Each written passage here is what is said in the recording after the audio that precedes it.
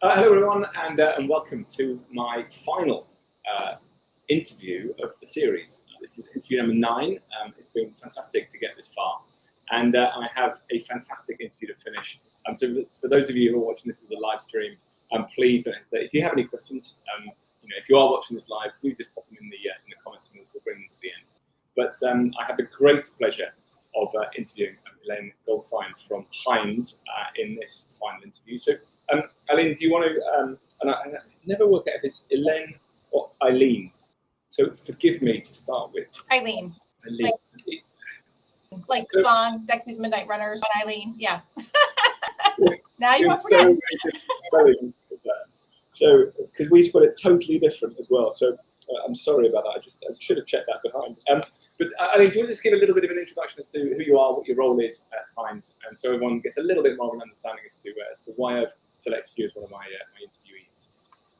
Absolutely, thank you for having me here. I'm very, very excited. It's been a little bit of a journey for us to get connected, but this is great, and definitely something that I'm passionate about and excited about. And most people who know me know that my passion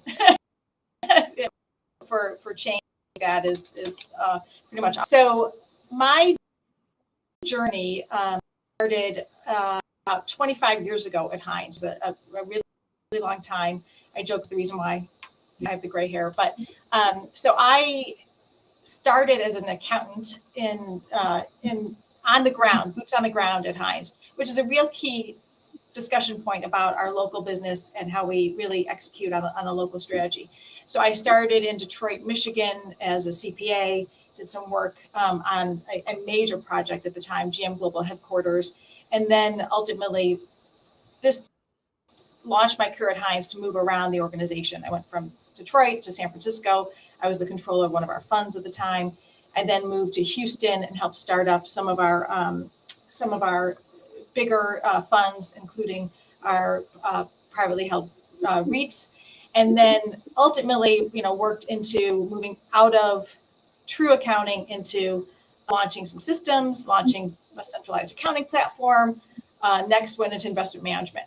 So I got out of accounting into investment management and ultimately found my way to a role called the head of business technology group, which was a made up name at the time. This was about 9 or 10 years ago. And literally I have the email saying, what should we name ourselves? But the goal here was actually, I was just asked at that time to wake up every day thinking about how to do things better. And so my journey at Hines was always about, I joke around about working myself out of a job. How do I change process, implement tools, technology, whatever it needs to be, training, communication, in order to actually, lay a foundation and move on to the next role. So that's my passion, which is always thinking about how to do it better, faster, smarter, and which led me to the business technology role. And then about last year, we started looking at how to take that role and really move kind of to the next level, and which led to the April 1st announcement that I was named Chief Digital Strategy Officer, which means that I oversee a business process group, also the information technology group, and the data groups at Hines. And those 3 groups were working independently before, but we've now put them under one umbrella because we are passionate, and I'll use that word a lot, but really believe that the 3 of those areas coming together is what provides value, makes change. Change, like you have to focus on the business, you have to focus on the business process, and then also use the right technology and how you're going to get the data out of it to accelerate where we're going. So we take a very strong lens of it from the business perspective. I'm not a technology, not a quant. I'm a business person, and that's where we are. I find it really fascinating, that journey. We mentioned before this that I was speaking to Richard Pickering from Cushman earlier on, who's gone from that lawyer role into the business and innovation role. You're in a very similar journey in terms of that sort of accountancy into business innovation. And I find that a really interesting theory because for me, leadership in these areas, you're either pointed into these roles, and I think we're seeing that a little bit more now, where people who have transformation experience or innovation experience, maybe in the industry or outside, are coming in as appointed people. But people like yourself and Richard, who've got serious pedigrees in these companies, are being anointed. You're sort of growing through the ranks to get to this level. And so that's one observation I think I really like about that sort of transition and transformation that you've gone in your personal journey. But I just want to pick up on one point you were talking about, the sort of the three areas that are coming together to really support your role. And I'm actually going to share my screen because I think there's a really important quote. Let's just see. I think you can see my screen now.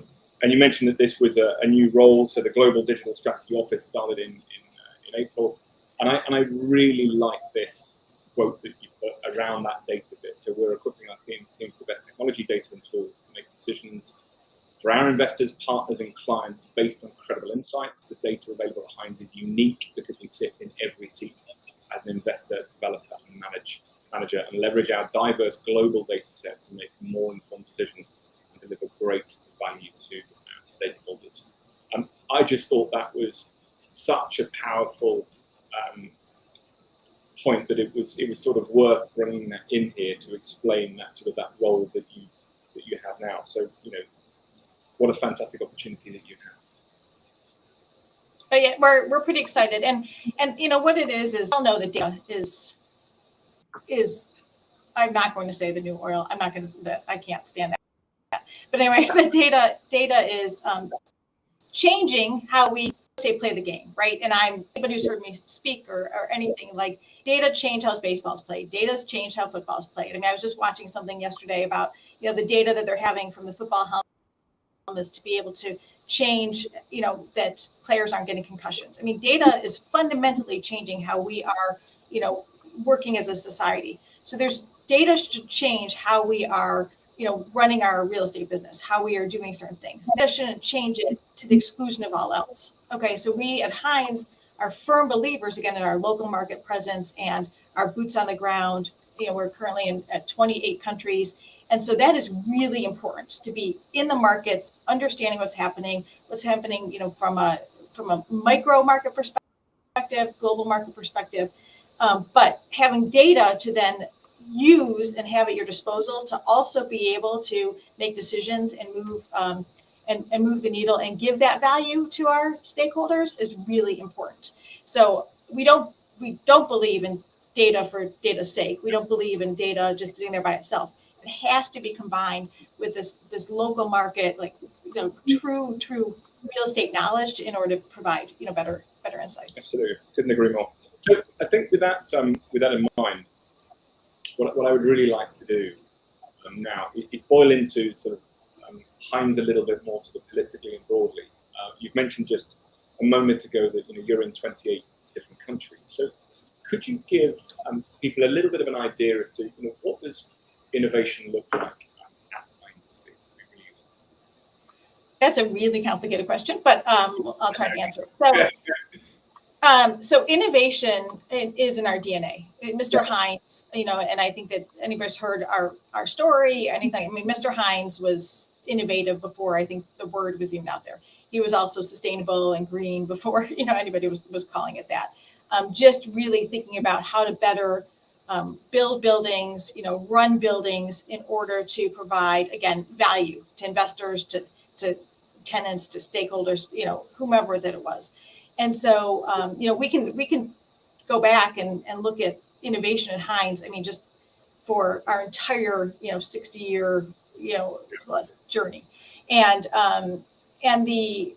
it's interesting because we actually have a group, you know, and it doesn't get talked about a lot outside of, you know, kind of the industry, but we have this, you know, conceptual construction group.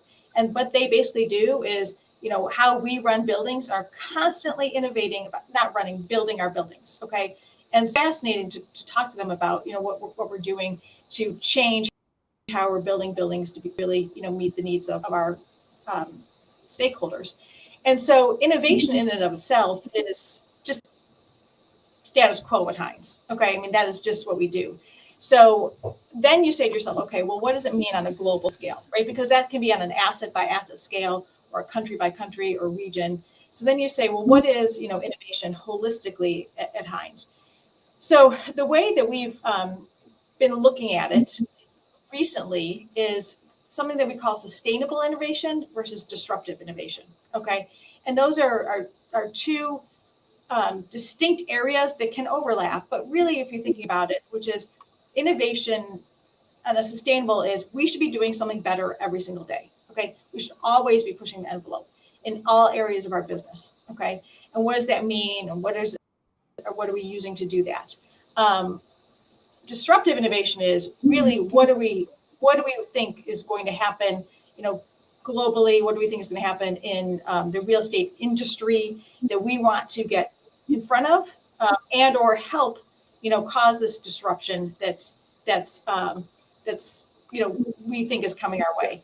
And a lot of that for us is rooted in ESG, right? We think that there's a fundamental world out there that ESG and disruptive innovation are together, and what we need to do differently in the real estate industry because of that.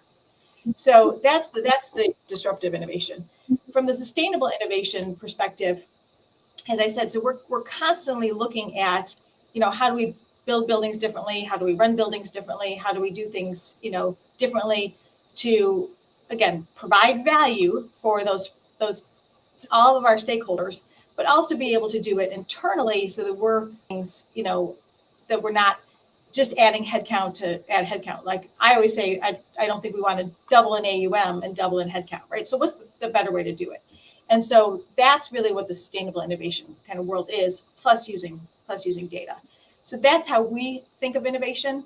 I've been pretty vocal to say that I think over the past few years, innovation and PropTech became synonymous. Okay, and I don't believe in that. I believe innovation is innovation, and then you determine the tools and the processes to support that innovation, of which PropTech is some of it, right?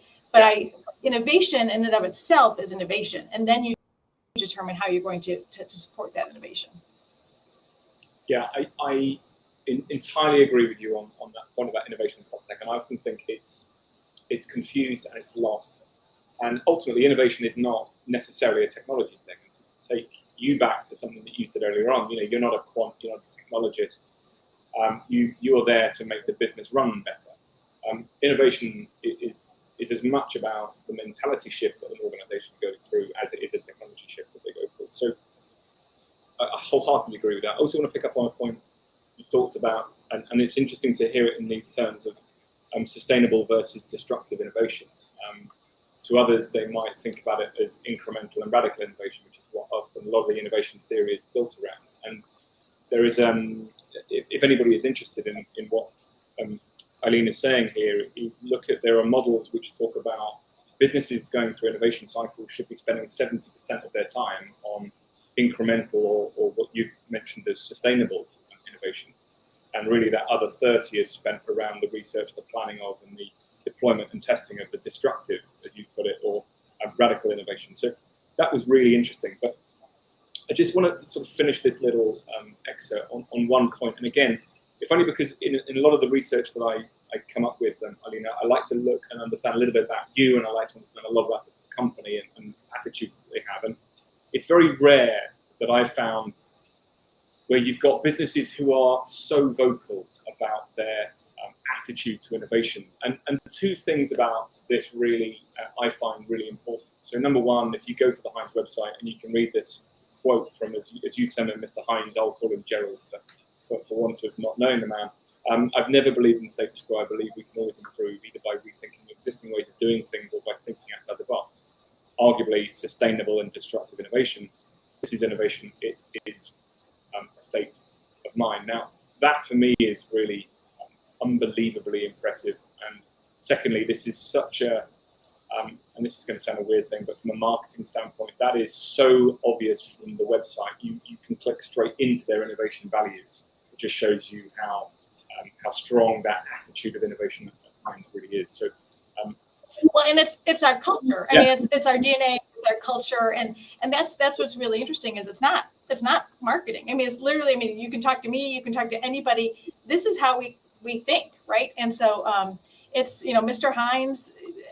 Again, that's how he started the company. This is how his family has continued on with that legacy. It's how we all believe in that.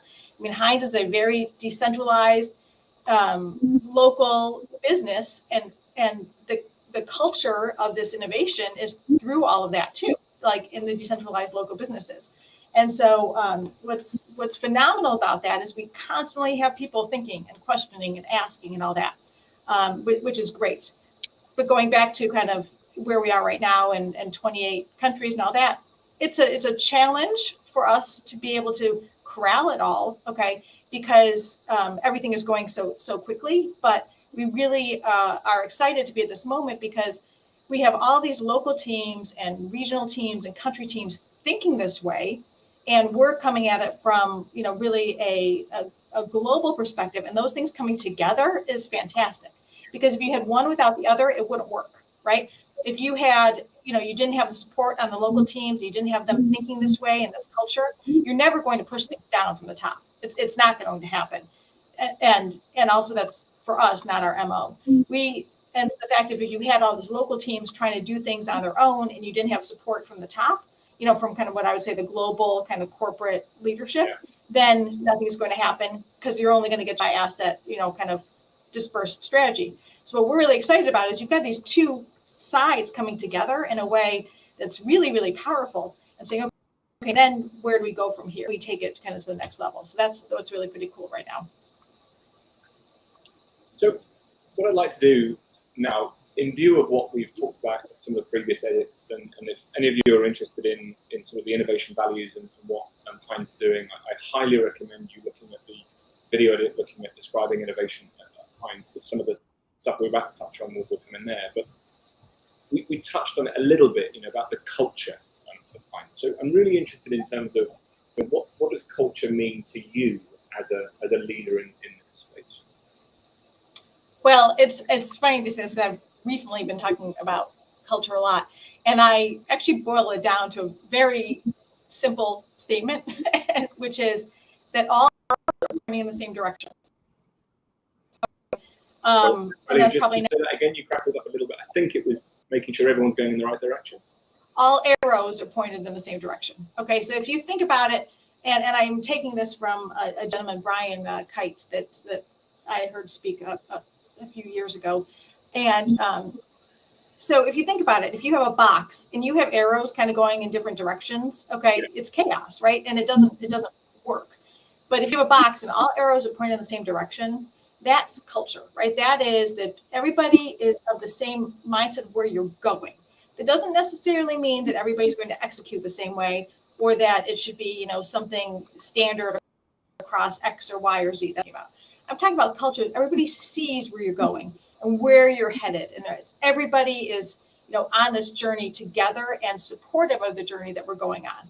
And that to me is what culture is, and it's incredible. And I know I kind of always sound like a Pollyanna about this from a Hines organization, but I have been here a really long time, and it's given me great opportunities clearly in my life. But the Hines organization has a culture that everybody is pointed in the same direction. That doesn't mean everybody gets along. That meaning you can have differences of opinion, right? You have people that come and bring ideas to you that you're like, well, I didn't even think about that. Okay, I need to do something with it. But what it means is where we're going, everybody is in agreement on. Okay, and that's a pretty foundational item to say for a company. And so it's a really strong culture here. And again, I believe that culture means kind of everybody's bought into the journey that you're going on for the next 5 or 10 or 20 years. So yeah, I couldn't agree with you more on that, and I'm learning an awful lot about that. I haven't actually even mentioned the people who partner with me on this journey of Innovator series, and one of them is Oxford University and so Business School, and actually I'm doing an executive leadership course with them at the moment, and one of the modules I'm currently doing is understanding the links between vision and strategy and how important that is, and to use that term that you use, all the arrows pointing in the same direction. It's so stupid because you kind of know it subconsciously, but it's not really explained to you. You don't really think about it too often. It just is the way that it is until you're a leader, and then you really got to think about it. So I suppose moving that on a little bit from the sort of the culture question, I'm also really interested in terms of your interpretation of this sort of digital transformation journey that I think we're going on. You mentioned earlier that innovation and PropTech are two different things, and that actually, they almost sort of work with each other. So is that your interpretation of digital transformation? Disparate things coming together, or have you got a different sort of way of looking at it? This is a hard one because I think it's, I don't use a lot of big academic words. I don't use a lot of this. To me, it's digital transformation is about, doing things in a better way, okay, using the right tools to really empower our employees and give value. And I'm going to use that over and over, give value to our stakeholders in a way that we haven't before. So digital to me is how do you service a group, of people, of stakeholders, of everything together in a better way, in a faster way, in a way that they are used to working through in their day-to-day lives. Okay, to me, that's digital transformation. That speaks to your entire role, doesn't it? Because you again, to quote something that we've talked about before, you say, well, I'm not a technologist or a quant.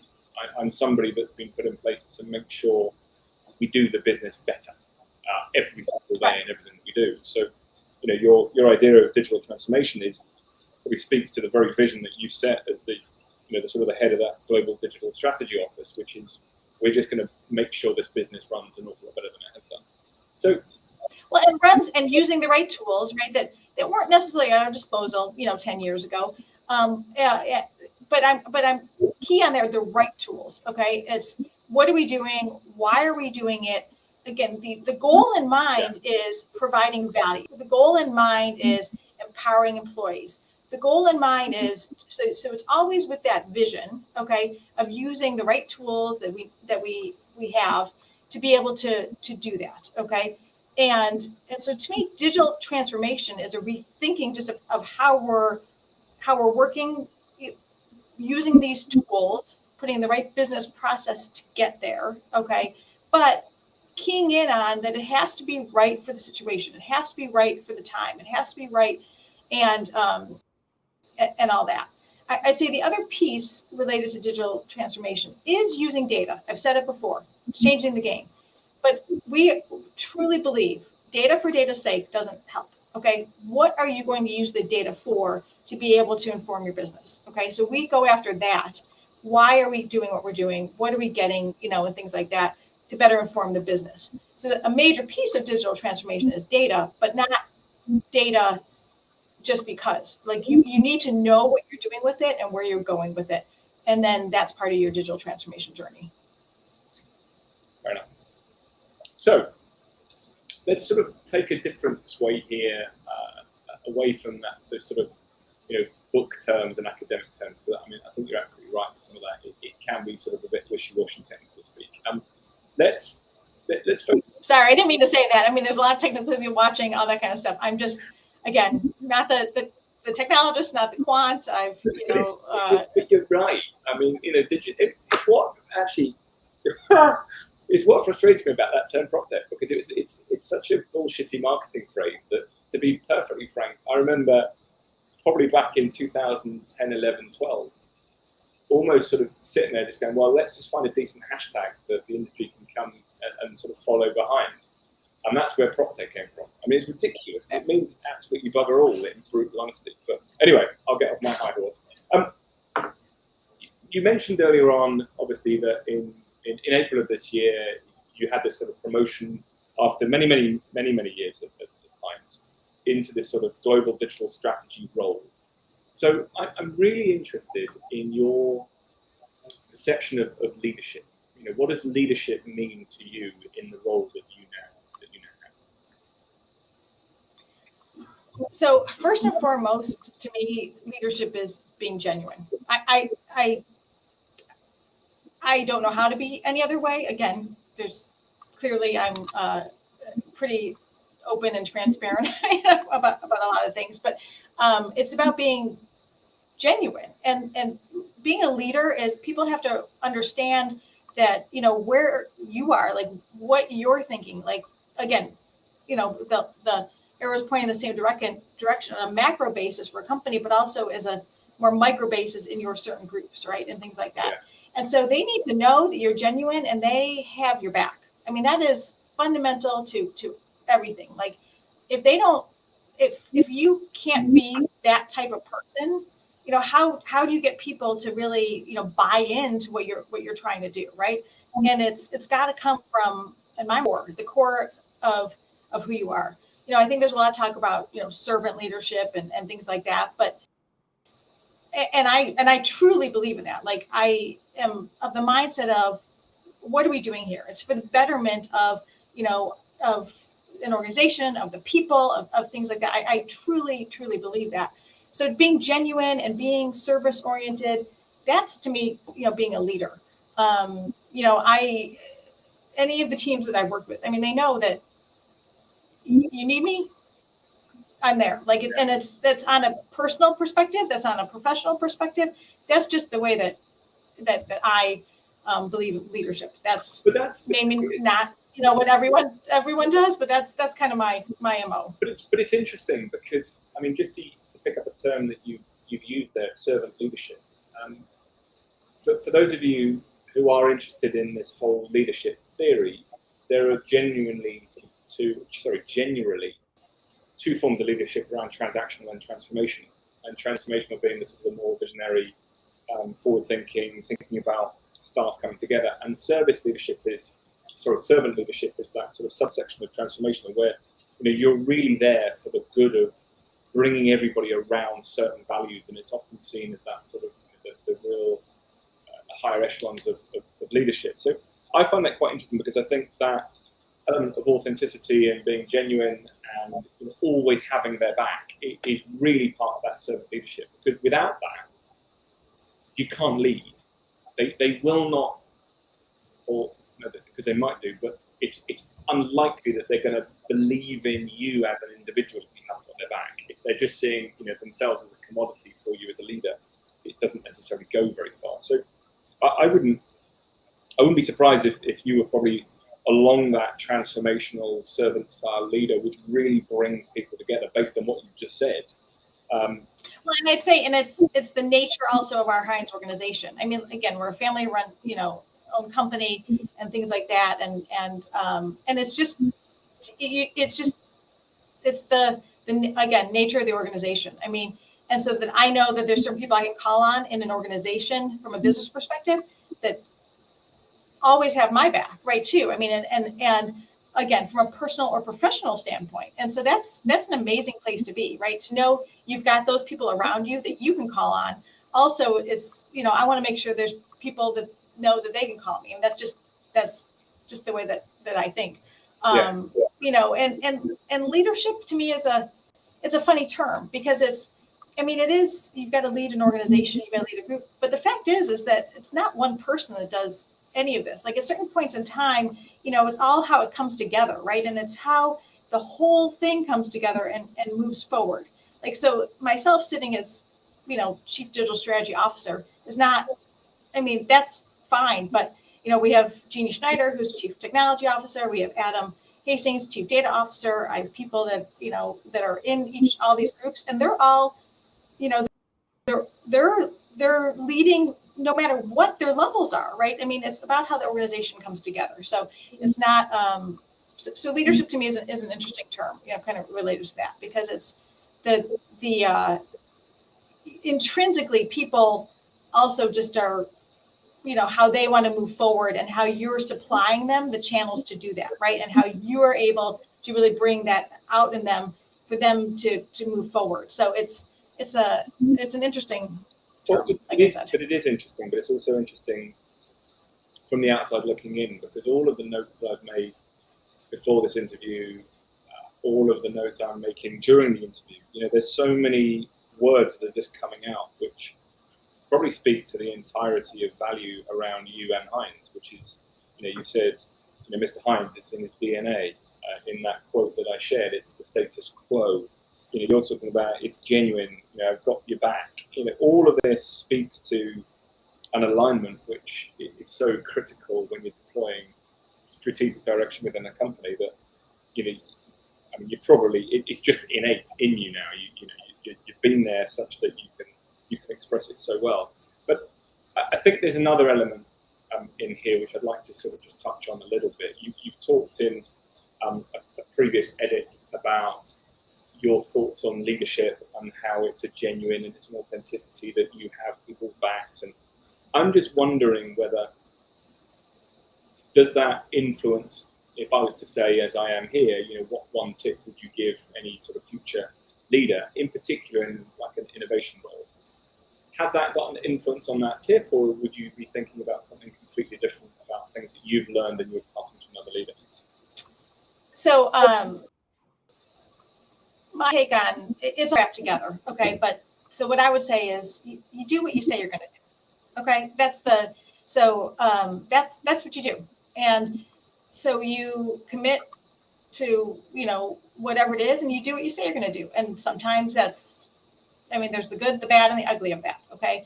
But that's about just if you do that, and it's hard for me to put into words because it just is, right? And so if you do what you say you're going to do, whether it's having some back, whether it's finishing a project, whether it's owning up to a situation because it didn't go quite right, that builds trust, it builds loyalty, it's again being genuine, okay? And it all comes together. And so so there's times that things don't go well, and so you've got to own up to that. There's times things go really well, and that's great, but also make sure that you're giving credit where credit's due. Like, it's all together, but do what you say. Do what you say you're going to do. And it's just inherently integrity and trust and being, this genuine person. And that's what being a leader is all about. Okay. It just, I think, starts emanating from you as a person. It brings something to an organization, and that then comes together and goes back to that culture, right? And how it all works together.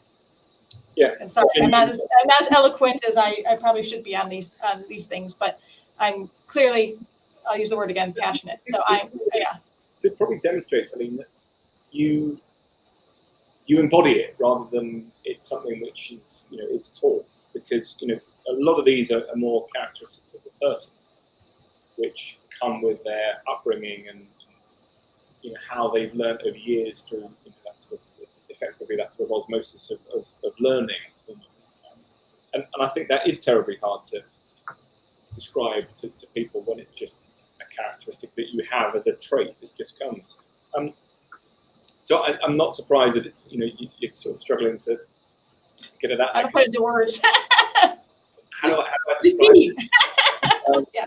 But so let's move on to something which I'm going to be quite interested to get your perspectives on, because this is really less about leadership and culture, and it's more about that move into that sort of innovation space. And I know you've mentioned about, you're not a technology person, you're not one to phrase what you said before, but you are involved in what you've termed as sustainable innovation practices at Hines and making sure the organisation is better every day. What's your frustration around that innovation journey that you've been on and you're currently working with at the moment? I'll tell you my frustration, and also I think one of the biggest challenges that the industry is facing right now related to this. So from a frustration perspective, and I think, James, you know this in our first discussion that we had way back when, was that there are a lot of tools out there that are chasing problems, okay? And so, again, separating out innovation, I don't think is the same thing as PropTech. Let's put that all off to the side. But what I think is happening right now is there's a lot of tools chasing problems, not necessarily I have a problem that needs to be solved and what's the right tool, okay? And to me, I think that firms are recognizing I have problems that need to be solved, but they're getting inundated from a lot of, outside influences, let's say PropTech, whatever it is, about, what they're pitching and what they're sell to an organization all the way through the organization. So if you go back to what I said, I've got local, boots on the ground, we've got regions, we have countries, we have investment management. So they're getting hit from all sides from this, okay, all sides. And it's it's hard. It's a lot of energy being spent on it that's coming into an organization. And it's, and I get it. I get people need to sell. I think there's companies that have, created certain products that work for certain companies. Maybe it doesn't work for us. I totally get it. But it's really, really hard right now because you need to take a step back and say, what are my problems? Okay. Or what is this solution going to give to me from an ROI perspective, things like that, rather than just being, hit from all sides. And so that's a huge amount of time and energy that's being spent on this, like coming at from all sides is pretty huge. Do you think, just to press you on that, do you think it's because the industry is still very immature in understanding the problems that it has? I don't mean the industry, maybe the business. Maybe the business hasn't got people who understand the technology challenges, or they don't understand the business problems that they're facing. And as a consequence, this shiny object syndrome of you have to have this tech solution, you have to have that tech solution is very easy to do. I don't know that it's much as I think that the industry is so diverse, okay, that one person's problem, one company's problem is not necessarily the next company's problem at that same level, okay? Meaning that you might have a smaller company that has X problem, and so if you solve it with Y, it really gives them a great ROI, but that might not be the same thing, for my organization, and things like that. And I think that, or let's just say we have resources available to us, or we have things set up and play, like, again, this organization of these three groups together, I don't know how many other real estate, companies have that. So we're able to do things in a different way and look at things differently than maybe some other companies, right? And so I think that you still have this major disparity in the industry. I mean, again, it can be around property type, it's around geography, it's around size. You're talking about all these different things that I do think these tools have a place, but a lot of times, vendors and companies may not recognize that this company can use that in more of a way than this company can, right? Or that's not, maybe this isn't the right target audience. Maybe it's the, a service provider to them is the right target audience, things like that. And so I think that's really where we're at, which is there's just such a diversity in our industry that it's really hard to try to figure out if you're a vendor, even how to tackle it, right? I mean, honestly. And I think, just to reference an earlier point, and I would advise you to watch about the edit around describing the role that innovation has at Hines, where Ilene talks about sustainable versus disruptive innovation and how ESG she's viewing very much as and disruptive innovation are two of the same things. I think there's going to be a whole load of more difficulties and challenges around every single solution known to man claiming they are a solution that can help customers with ESG challenges. Oh, we're hearing it. I mean, everything has an ESG component to it, and it's hard because that might actually make sense for certain organizations. Where we sit and again, I mean, we're in 28 countries. We're in every product type. We do acquisitions. We do development. We do, all of these different things. We're vertically integrated, and so it's hard to say, okay, well, does that solution work for this organization? I mean, more often than not, it doesn't because of that. So then you have to say, well, does it at least cover X amount of the organization? Because I don't want to have too many solutions, right? And that's where we are. It doesn't mean that it doesn't solve a problem for somebody. It's just whether or not it solves a problem, for us. And then what I want to, the other part I want to talk about is what I think is a big challenge right now for everyone, not just Hines, is change management and deploying systems, or I'm even going to just say deploying change in business process, whatever it is a major thing that needs to be looked at right now, because these organizations, all of our organizations, even in a company like Hines that's used to innovation, all that, like you can't change everything all the time, and you're constantly hitting a group of people with, and now we've deployed this, and now we've changed this process, and now we've done this, And so there has to be a thought about, what speed actually is versus the toll that takes on an organization. Okay. And so I'm pretty vocal about this, which is, we want to be transforming, we want to be a leader, but you can't do it at the expense of an organization, right? So you've got to make sure that you're balancing that.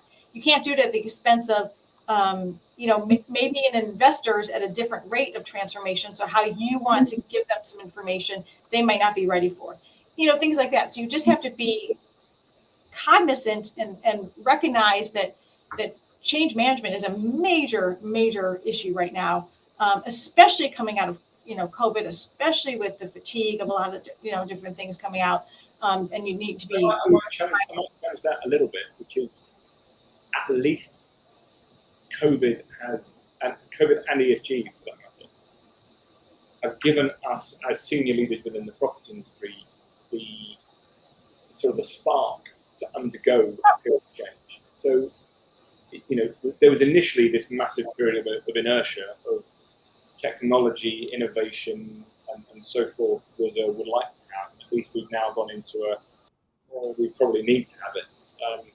So we've got over that hurdle. It's just the rest of change management, which is never going to be easy. So let me finish on that, because otherwise we'll go down that question for hours and hours and hours, and people will sail off that. This is one that I'm really, I can go on about. So yes. It's that sort of stuff for me. It's fascinatingly difficult, especially the change management stuff, which we could go on forever. So let's just go. I always do a little sort of break in the middle, just to sort of make it a little bit easier for us to stop thinking about it for times. But just a little wordplay, just to sort of get single word answers back to certain words, which some people find actually very difficult had they not seen it before. So what does... it could be difficult, as well as I guess I probably need to make sure that I have appropriate answers. Sorry. So one word or a little, a couple of words. What does PropTech mean to you? One word or a sort of a couple of words. Messy. That's cool. So Richard last week told me it was noise. Helen, what did she say? Agility.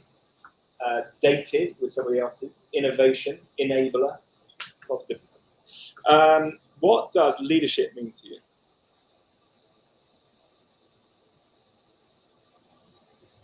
Fun. I'm not sure there's many people that say it's fun. Well, I mean,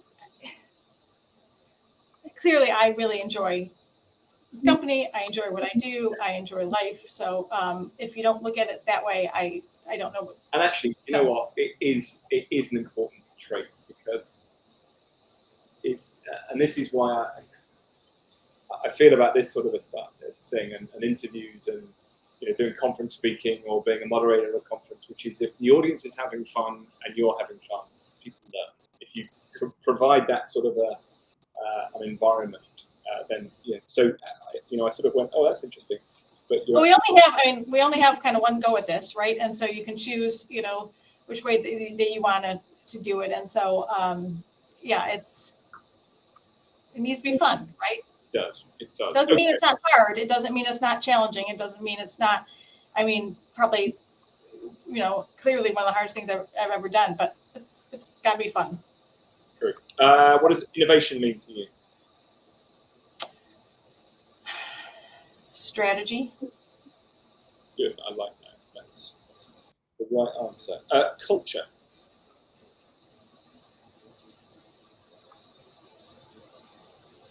For me, the word is strength. Now, I'm interested in this one because we're going to touch on it a little bit later. ESG.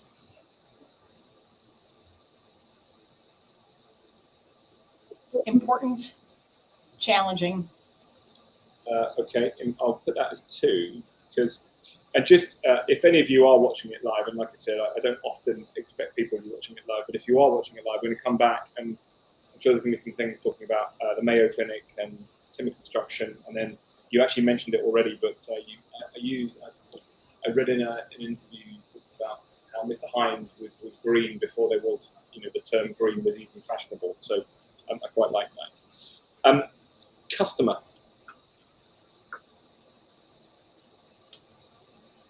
Value. I use that word a lot. Yeah, it's important though. Competitor.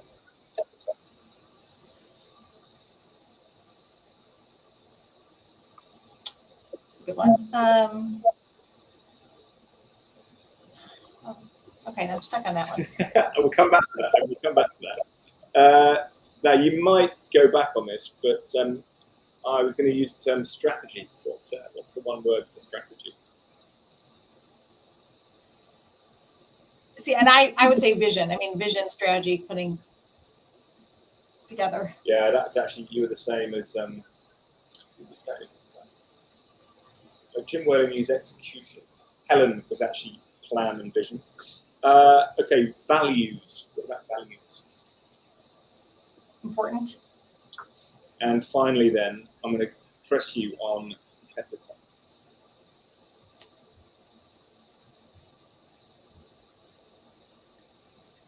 It's interesting. The reason I'm struggling with this is because there's competitors, but we're kind of all in this boat together. Okay, and so that's where I struggle. That we all have competitors, or investors and stuff, but in the context of my world, like, we're all trying to achieve these same missions. Okay, and from an ESG, from a client satisfaction lens, from a data, and how to get through some of this noise and the messiness of PropTech. So I don't necessarily see. I definitely don't see competitor as a negative term. From my viewpoint, it's how to kind of the industry come together. So I don't know which word we want to use for that, but why don't you use your first term, which was in this together? Is that about right? That works. Okay. Last one, and I've saved it to last because I know it's that important to you. Data. Asset. Asset. Okay, that's good. That's the first time the word asset has been used. All right. To sort of continue that sort of more light-hearted approach to some of these questions I've already used, and I've often found this quite an interesting answer that I get. I've had people recommending smoking books next to transformation books because actually, when you look at the ethos of the message, they're identical, which was last week actually. So I'm quite interested in your perspectives on, what book would you recommend to a fellow leader to read? So the book. There's a weird echo. The book that I recently read that I'm really into is the book Deep Work. Okay, and it's called Deep Work. Deep Work. Okay. And the idea behind it is we have gotten away from actually the ability to think. Okay. And as leaders, what are we supposed to be doing? We're supposed to be thinking and and providing strategy and guidance and all the things we've talked about before. But we've gotten away from this ability to think. It's either been taken up by meetings, or it's taken up by literally the fact that we are just human processors of emails right now and moving things around and moving things around and moving things around.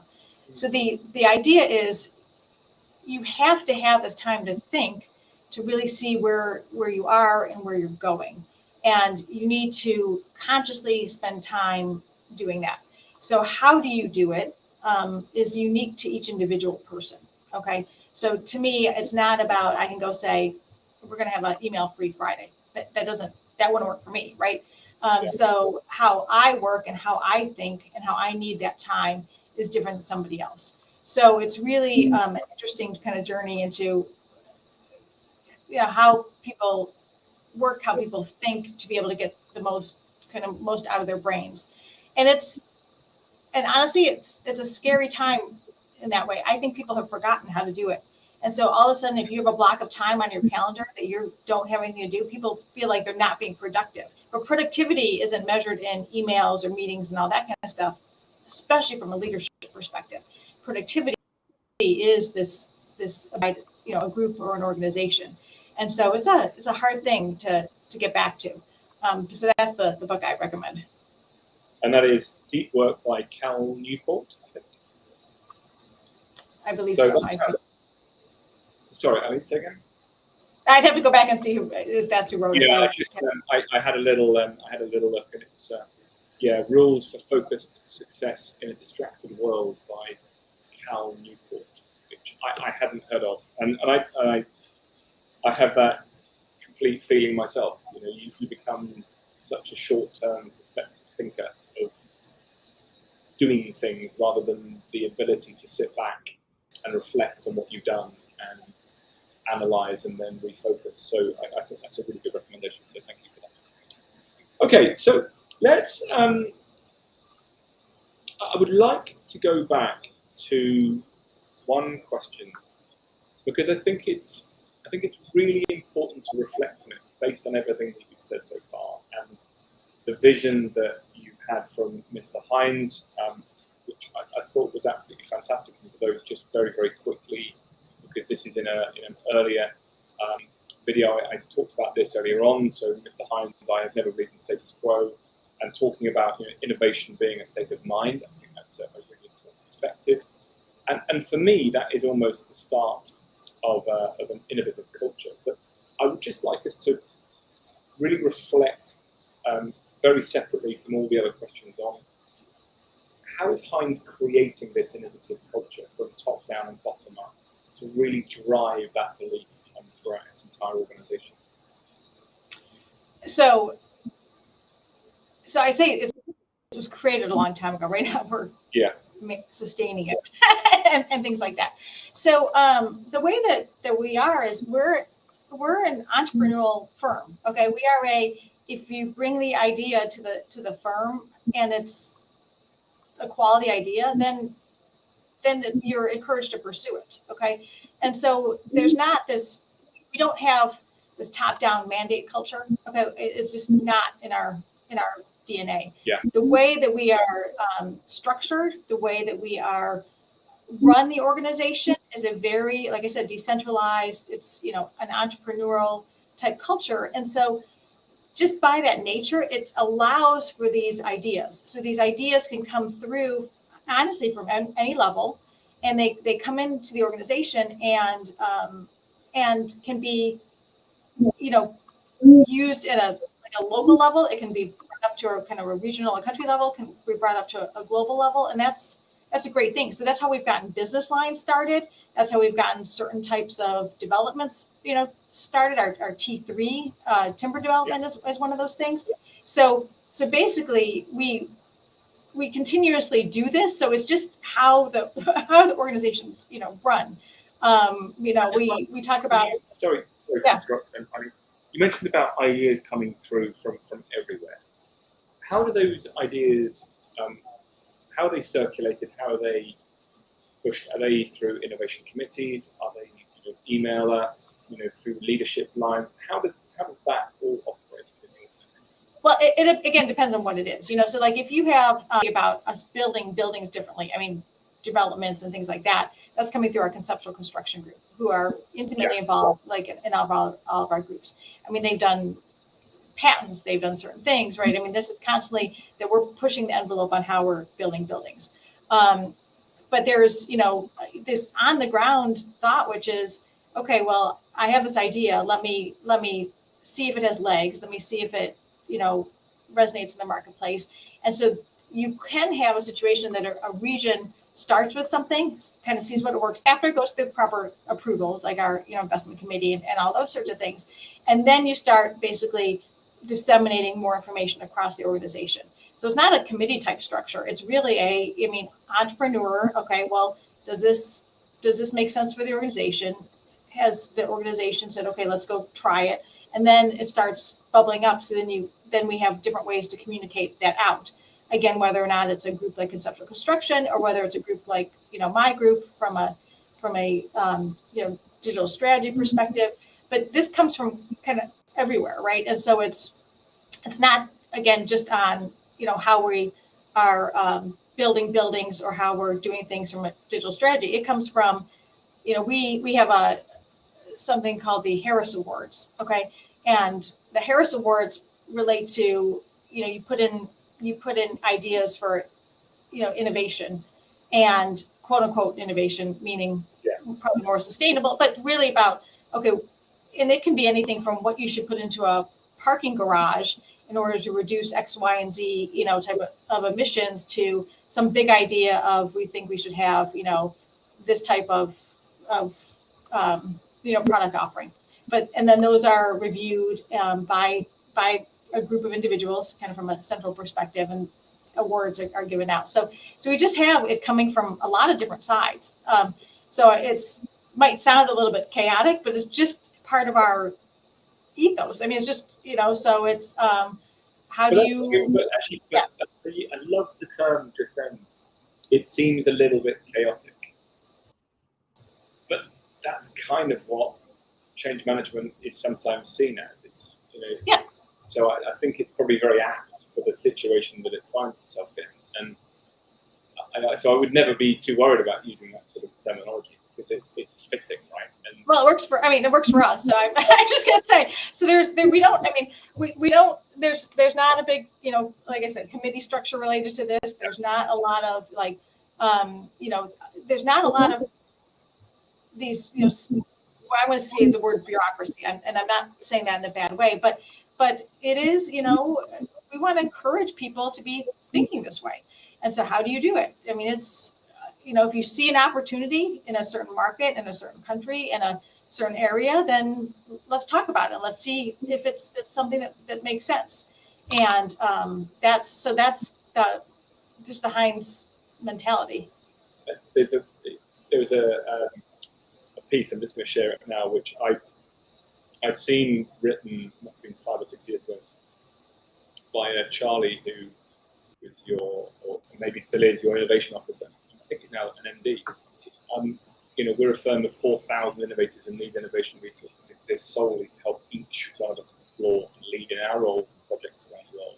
So this is it's a relatively old piece of content which was just put out there, but I just love the fact that you're terming all these people as innovators with innovation resources, and it just shows that attitude of we're all in this, we are all innovators, and it's one of the big problems with a job role like he had there, which was innovation officer, because generally I've been quite critical that firms shouldn't have a chief innovation officer or a head of innovation. And it was interesting to hear Lendlease last week talking about the fact that they've actually no longer got anybody who is a head of innovation or is an innovation manager. They've completely ruined all of those. They've dismissed all of those job titles, and they've merged them into completely different ones, because they wanted that attitude, which you can see there from Charlie, which is that we're all innovators. We all have that responsibility from the top, which is that mission and that sort of standard quote from Mr. Hines, all the way through to everybody, on the bottom rung of the ladder is an innovator. No idea is a bad idea. So I really and honestly, for us, that means whether or not you're putting something in the air cooling system to be able to do something differently and better, to how you build a building, to what's your strategy like on maybe a fund. I mean, it's a like you're talking. It's from this most granular level all the way up. So to us, you're right. It's. But that I mean, I suppose just to finish this little section off, I mean that comes again from the commitment more than 60 years ago as a family-run company. Mr. Hines was an engineer, and engineers are all about ideas, no matter how stupid they may be. And let's see if they work. If they work, great. If they don't, fail. Go off they go, disappear. Right. So it is in that fabric, and I get that. I don't see that very often. Because that founding principle, that founding belief, and to use that term earlier on, culture is aligned. And I think, just to finish it completely, when you went back earlier on and I said, in one sentence, describe what culture means, and you literally said all arrows must be pointing in the same direction. And I'm going to find that Brian Kite chat that you referenced, who it was. But that for me is really about what innovation culture is all about, whatever the role of innovation is. Right. Okay, so I'm very conscious of time, and I never like to oversee my welcome. Would you mind if I just ask you 2 more questions? Is that all right? Sure. So, or maybe I might sneak a third quickly in, only because there's somebody. We're having a good time, so it's good. All right, let's do this. So, I'm going to sort of focus in a little bit about lessons learned and mistakes made. You've been in Hines a long time. We've talked already about the Hines sort of strategy and culture being around innovation. There must have been some things that you've really learned lessons from. So I'm just intrigued as to, have you got any examples of what it was, and what were the lessons that you've then subsequently learned into your subsequent roles that you've gone through? Okay, so the first thing I am going to say is that every company has to do this their own way, okay? And how we did it is not necessarily how others can or should do it. And I say that because, again, it goes back to our culture, and it goes back to how, things work at our firm. And so as we started this transformation journey, and honestly, I go back to when I started and created the business technology group, the made up name that we started to go. And it was honestly, I love the fact you made it up, which now totally. People should have a business technology group, let's be honest. I mean, so it was fun. But so we, at the time, we had kind of a data project going on, and we also are we doing things better, like these 2 things together. And for us, we had to start boots on the ground, lowest level. I mean, we had support, of course, from the top, but we had to start there. We are not the company, and I've said before, that mandates any top. We don't, just say, okay, this will happen this way. It's just not, it's not the company. And so what we do is you have to get, the buy-in from the local groups, and they have to see that things actually are working. Okay, so you had to go through this whole process of, okay, it might be a little painful, but what are you going to get out of it? What are we going to do differently? How's data going to have us, behave differently? How is the things you're asking me to do ultimately going to give me a better process, make things better for me, right? And so we had to start at this lowest level, because if you don't start there, for us, it was going to fail. And so I'd say that's was critical for our journey. Like, we couldn't come in and say, we have a governance officer. I mean, that was never going to work. Like, so it had to kind of be this process, and I use the term a lot. You got to slog through it. I mean, it is a slog. It is hard. It is, and all that stuff. So that's kind of the first thing I would say is you got to do what's right for your organization. The biggest lesson learned I had is going back to the slogging through it and all that. I am by nature not a patient person. Okay, I'm just going to go on record. Don't have a lot of patience. That's not my strong suit. I want to go fast. I want to do things. I want to, and it takes an incredible amount of patience to do this. Okay. And so I had to, for my lesson learned, really was adjust my expectations about what was reasonable, for this organization and people and all that. Because this is again, back to change management. This is a lot. Okay. And thinking differently about data. I mean, again, we started talking about this 9 or 10 years ago, right?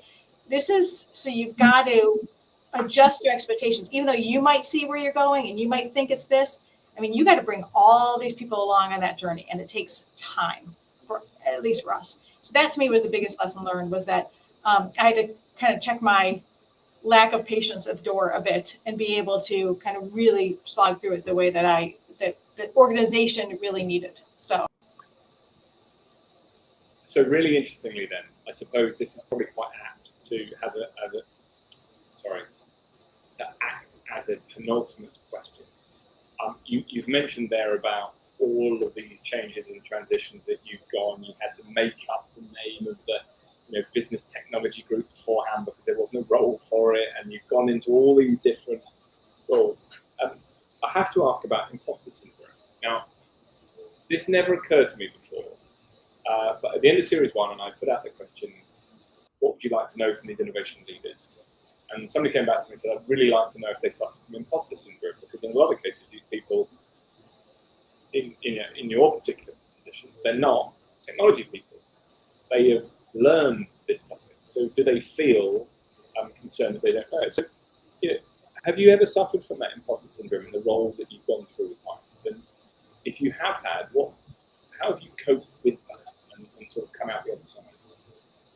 So I always, I'm like, is this that I think I'm not supposed to be here and here? Anyway, I'm just always like, but so what I would say is I've dealt with imposter syndrome because I moved from, what your fundamental schooling, brought you to, right? Yeah. To this other world. Okay. And that other world actually started from even when I went to investment management, and I completely got out of, accounting and things like that.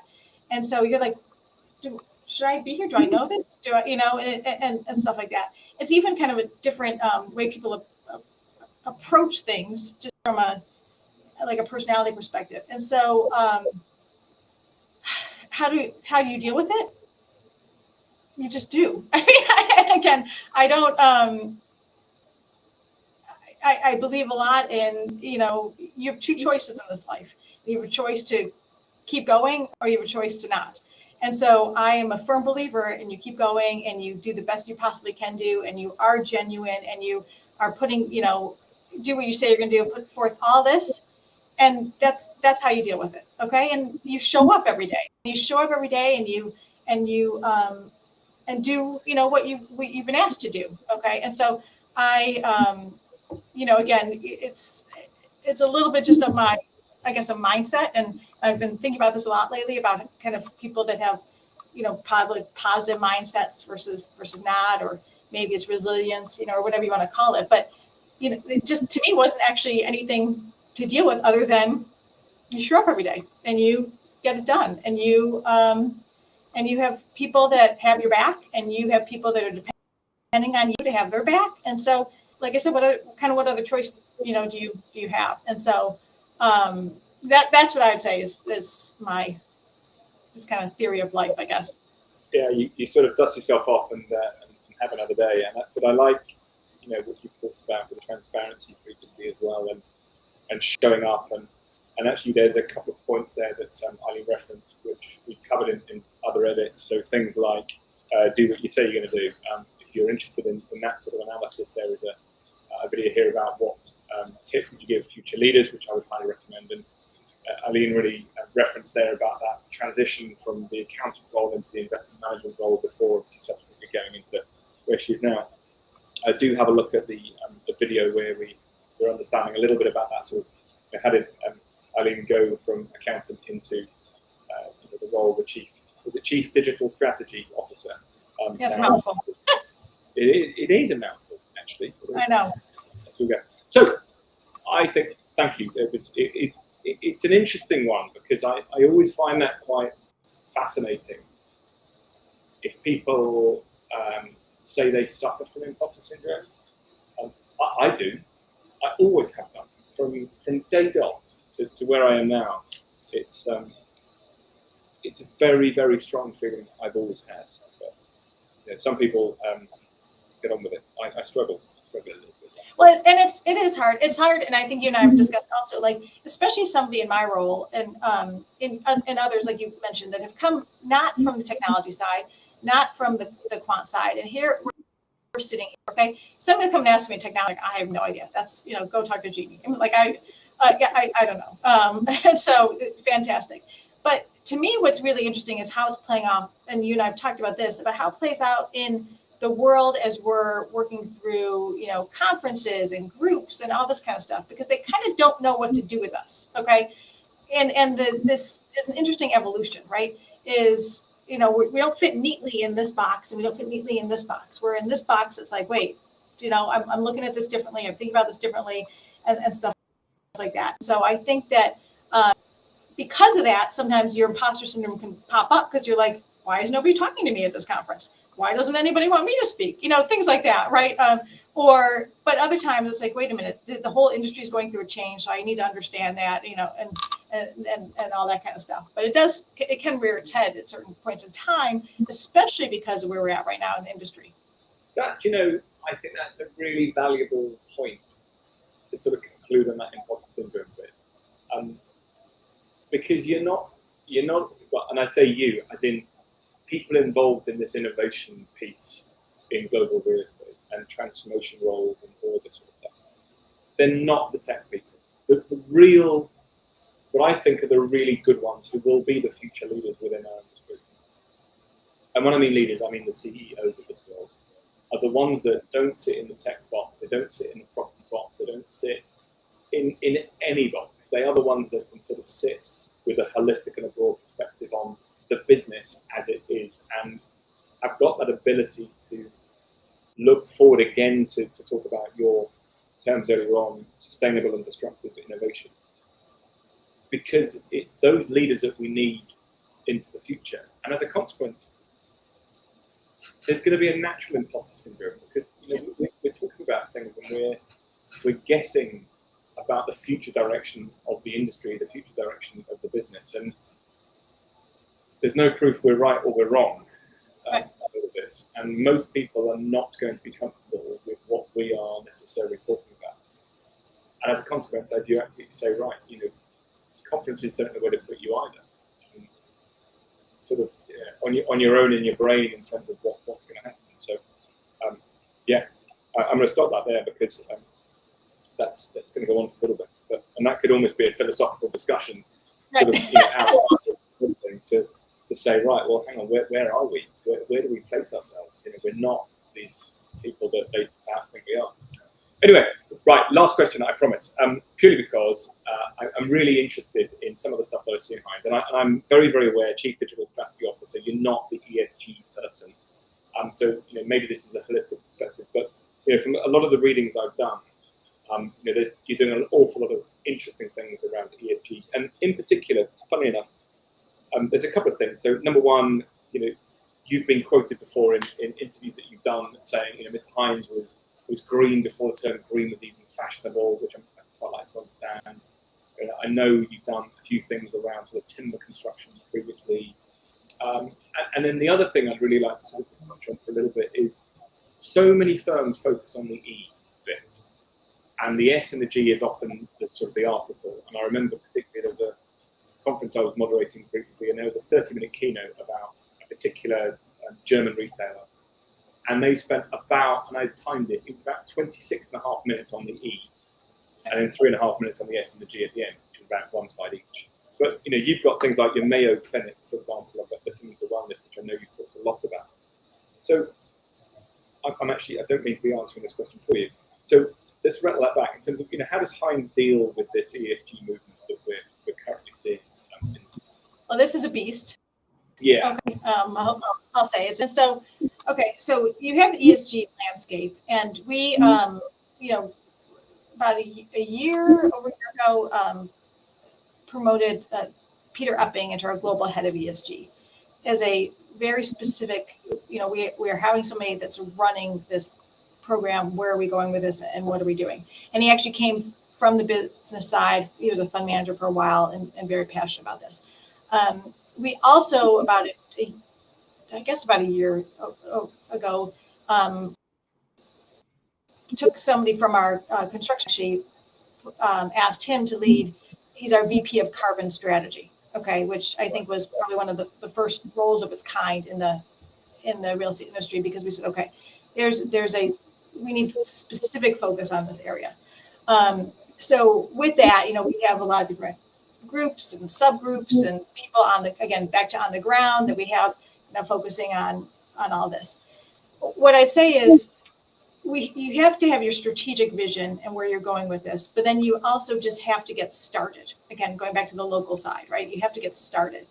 And so we're getting started, and it's hard. I mean, it is hard because of the different places that,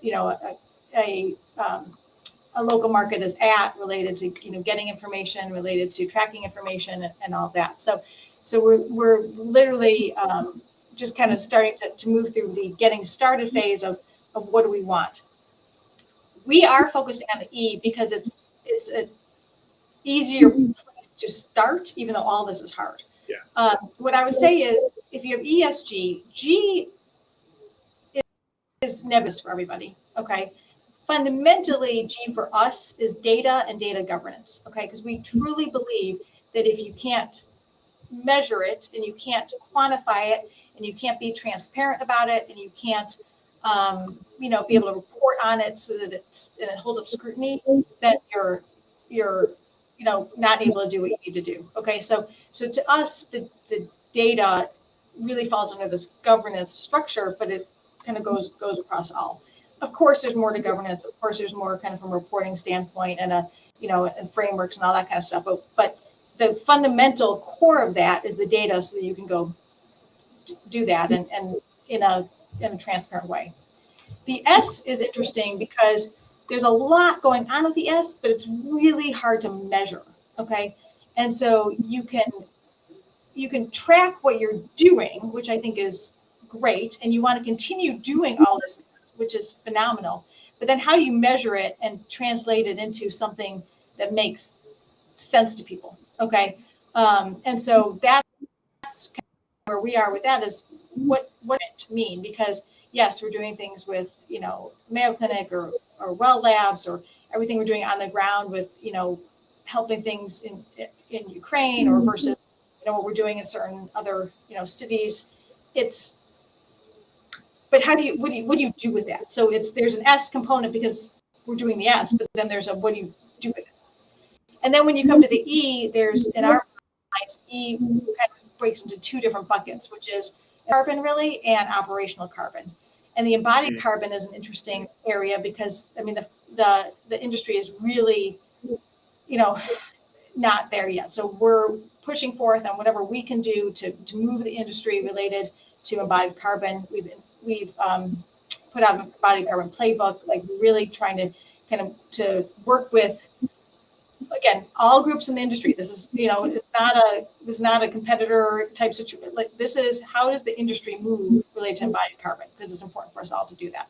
And then operational carbon is really where, back to where I said we're getting started, is because you've just got to slog through this of how do you start getting this information, so then you can actually start making decisions to change that, right? And say, if I know this, what do I change to get to this, right? So that's really where we are kind of, so again, we have a strategy and a plan. And what I just laid out for you is kind of more on the tactical execution standpoint, but that's where we are right now.